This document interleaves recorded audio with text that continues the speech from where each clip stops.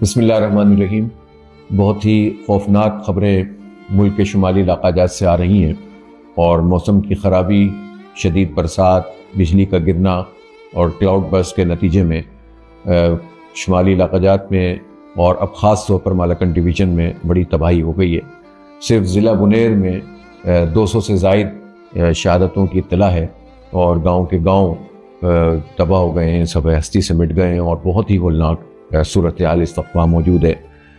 اس موقع پر میں پوری قوم کی طرف سے جتنے بھی ہمارے مالاکنڈ ڈویژن کے خاص طور پر اور شمالی علاقہ جات کے لوگ ہیں ان سے اظہار تعزیت بھی کرتا ہوں، اور جو بھی یہ جو سرچ آپریشن، ریسکیو آپریشن ہو رہا ہے، اس میں بھی ہم پورے تعاون کا یقین دلاتے ہیں، اور میں حکومت خیبر پختونخوا کو بھی اور گلگت بلتستان کو بھی اور اسی طرح حکومت پاکستان کو بھی اپنے پورے تعاون کا بھی یقین دلاتا ہوں۔ اور الخدمت فاؤنڈیشن نے اپنی تمام سرگرمیاں شروع بھی کر دی ہیں، جو ہمارے بس میں ہے وہ ہم کریں گے۔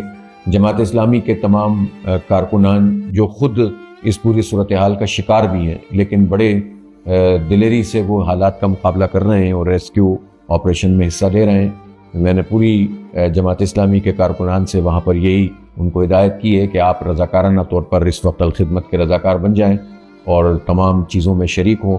میں این ڈی ایم اے اور پی ڈی ایم اے سے بھی کہتا ہوں کہ جتنے ریسورسز ہو سکتے ہیں وہ سب استعمال ہونے چاہیے، اور لوگوں کو کسی بھی طریقے سے ریسکیو اور ریلیف ملنا چاہیے۔ یہ سیاسی پوائنٹ اسکورنگ کا وقت نہیں ہے، سب لوگوں کو مل کر لوگوں کے لیے کام کرنا چاہیے۔ انسانوں کی بڑی اہمیت ہوتی ہے مشکل حالات میں، ہمارے خیبر پختونخوا کے لوگ، اور ہمیں ان کے ساتھ تعاون کرنا چاہیے۔ خاص طور پر ضلع بنیر میں تو ایک ایمرجنسی کی کیفیت ہو گئی ہے۔